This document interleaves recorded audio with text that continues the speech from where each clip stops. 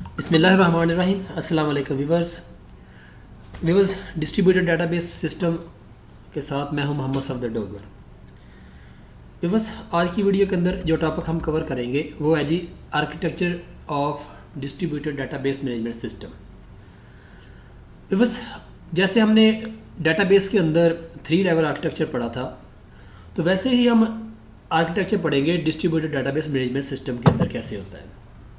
तो इसकी मैं आपको एक डायग्राम व्यूवर्स यहाँ पे general architecture of distributed database management system की शो करता हूँ। तो देखिए, हमारे पास यहाँ पे कुछ डेटाबेसेस हैं। जैसे हमारे पास DBMS database management system 1, database management 2, 3, 4 and so on. ये डेटाबेसेस जो है ना वो स्टोर है या काम कर रही हैं। और कुछ लोकल यूज़र जो है ना उन डेटाबेसेस के साथ अटैच है या उनसे डाटा जो है ना वो शेयर कर रहे होते हैं। वहाँ से वो उनको कोई एक्सेस या रिक्वेस्ट सेंड करते हैं और वहाँ से वो डेटाबेसेस को रिस्पॉन्स कर रही होती हैं। अब तमाम डेटाबेसेस जो है ना व्यूअर्स लॉजिकली एक दूसरे का साथ किसी कम्युनिकेशन मीडिया के थ्रू लिंक्ड होती हैं और उसको लिंक को हम कहते हैं डिस्ट्रीब्यूटेड डेटाबेस मैनेजमेंट सिस्टम, या इसको हम ग्लोबल स्कीमास का नाम भी दे देते हैं।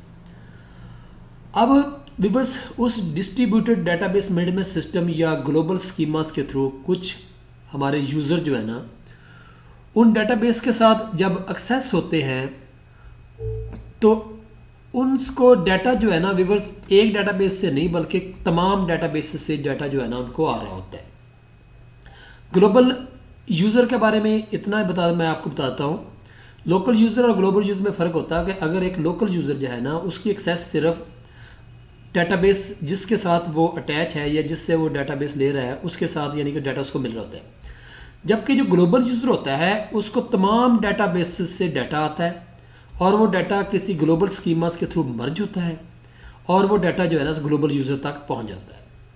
जैसे हम बस एक एग्जांपल देते हैं कि एक यूज़र जो है ना वो ये क्यूरी लगाता है कि मुझे उन तमाम लोगों का रिकॉर्ड चाहिए जिनके अकाउंट में जो है ना वो 1 करोड़ से ज़्यादा रुपीज़ हैं या डॉलर्स हैं। तो अब ये जो क्यूरी है ना व्यूअर्स, इससे डेटाबेस 1 से भी आ सकता है, 2 से भी आ सकता है, 3 से भी आ सकता है और वो तमाम डाटा जो है ना ग्लोबल स्कीमा या डिस्ट्रीब्यूटेड डेटाबेस मैनेजमेंट सिस्टम के थ्रू मर्ज होगा और उस यूज़र तक जो है ना वो डाटा मिल जाएगा। अब आर्किटेक्चर ऑफ डिस्ट्रीब्यूटेड डेटाबेस की ये ब्यूटी होती है कि उस यूज़र को ये नहीं पता चलेगा कि मुझे डाटा कितनी डेटाबेस से मर्ज हो गया है, बल्कि जो उसको फाइनल रिपोर्ट मिल रही होगी तो उसको यही पता चलेगा कि मेरा डाटा जो है ना मुझे इसी डेटाबेस से मिला है जिसके साथ मैं कनेक्टेड हूँ। हालांकि ऐसा नहीं होता, क्योंकि ये आर्किटेक्चर की ब्यूटी यही होती है कि तमाम डेटाबेसेस से डाटा उसको यानी कि समझने के एग्जीक्यूट होता है, प्रोसेस होता है और वो प्रोसेस होने के बाद किसी ग्लोबल स्कीमास के थ्रू डाटा एक दूसरे के साथ मर्ज होता है और उस ग्लोबल यूज़र तक डाटा वो मर्ज होकर पहुंच जाता है।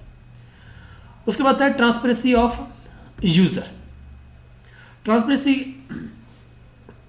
से मुराद ये है कि अब देखें मुख्तलिफ डेटाबेस जो है ना वो डिस्ट्रीब्यूट है और किसी कम्युनिकेशन मीडिया के थ्रू एक दूसरे के साथ वो क्या है जी लिंक है।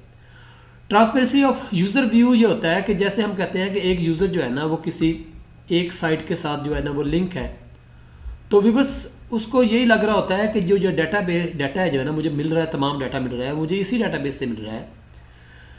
बेशक वो डाटा जो है ना तमाम कुछ डेटाबेसेस से इकट्ठा होकर आ रहा हो, तो उसे हम कहते हैं ट्रांसपेरेंसी ऑफ यूज़र व्यू। यानी कि यूज़र को ऐसे लगे कि डाटा मुझे इसी यानी कि समझने मशीन या डेटाबेस से मिल रहा है, लेकिन ऐसा हकीकत में होता नहीं है। डाटा जो है ना वो मुख्तलिफ डेटाबेसेस से प्रोसेस होता है और वहाँ से डाटा जो है ना वो किसी ग्लोबल स्कीमास के थ्रू मर्ज होने के बाद उस यूज़र तक पहुँच रहा होता है, तो उसे हम ट्रांसपेरेंसी ऑफ यूज़र व्यू कहते हैं। उसके बाद आता है ट्रांसपेरेंसी ऑफ सिस्टम व्यू। जबकि सिस्टम जो है ना व्यूअर्स उसका व्यू अगर चेक करें तो वो कुछ और तरह से होता है कि जैसे देखें मुख्तलिफ डेटाबेस मैनेजमेंट सिस्टम या सॉफ्टवेयर जो है ना वो काम कर रहे होते हैं और वो तमाम सॉफ्टवेयर या डेटाबेस या यूज़र या एप्लीकेशन जो है ना वो किसी कम्युनिकेशन सिस्टम के थ्रू एक दूसरे के साथ मर्ज होते हैं। और वो तमाम डाटा जो है ना हर जगह पे प्रोसेस हो रहा होता है, अपडेट हो रहा होता है, और उस यूज़र को ये नहीं पता चलता कि ये मेरा डाटा जो है ना ये अब मेरी ये वाली डाटाबेस के ऊपर या लोकेशन पे प्रोसेस हो रहा है या किसी और जगह पे प्रोसेस हो रहा है। उसको तो सिर्फ जो डाटा जो है ना वो रिवर्स सारा उसको मिल रहा होता है। तो ये ट्रांसपेरेंसी ऑफ सिस्टम व्यूज़ को अगर चेक करें तो हर डाटाबेस के ऊपर उसकी डाटाबेस के सॉफ्टवेयर जो है ना वो काम कर रहे होते हैं और यूज़र की जो है ना क्यूरी जो है ना वो प्रोसेस हो रही होती है। आप अगर reverse architecture of database management system की बात की जाए तो इसमें डाटा इंडिपेंडेंस होती है, हर डाटा जो है ना दूसरे डाटा से इंडिपेंडेंट होता है। तो इसकी 2 टाइप्स होती हैं डाटा इंडिपेंडेंस की reverse, logical data independence and physical data independence. और इसके साथ ए transparent system hide the implementation detail from the it's user. जो ट्रांसपेरेंट सिस्टम होता है रिवर्स वो यूज़र से जो इसकी इम्प्लीमेंटेशन डिटेल है ना उससे वो क्या करता है, हाइड रखता है। उसके बाद होता है network transparency.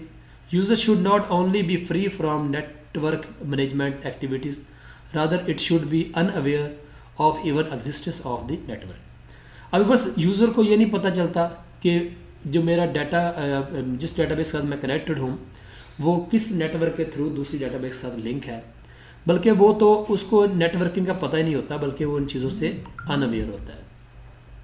Location transparency and naming transparency. और उसके बाद यानी कि लोकेशन वाइज या नेमिंग वाइज उसको नहीं पता चलता कि ये मेरी लोकेशन में कौन सी लोकेशन से मेरा डाटा मिल रहा है और कौन सी डाटाबेस से मुझे डाटा नहीं मिल रहा। तो आज के लेक्चर को यहीं पे एंड करते हैं। Thanks for watching this video. Okay, Allah हाफ़िज़।